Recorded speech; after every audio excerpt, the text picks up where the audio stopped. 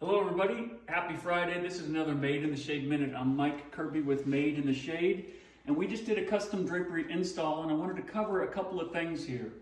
First thing, starting at the top, would be the Drapery cornice. This is a 7.5-inch noble cornice with a keystone. You see the keystone up there. This helps us hide the hardware so we can use commercial strength traverse rod hardware underneath there, hang whatever drape that we want, and get a nice finish that matches and coordinates with the trim. You see we picked a color in this stain that coordinates with the fabric as well.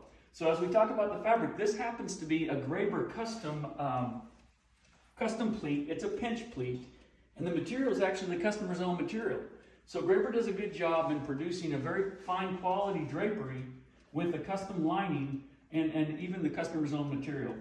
The pinch pleat is finished, and most of the pinch pleat is up underneath the cornice.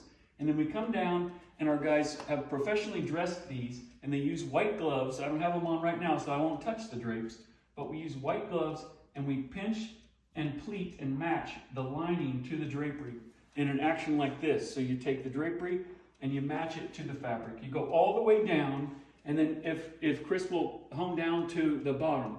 These have now been dressed.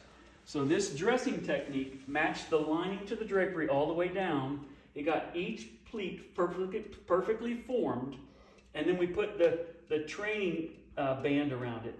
And you'll see that this will sit for 2 weeks, okay? And then that allows the fabric to be trained, the pleats to set just like in the magazine, and that's how you get the decorator look. This has been Mike Kirby with Made in the Shade. Happy Friday. This has been a Made in the Shade Minute.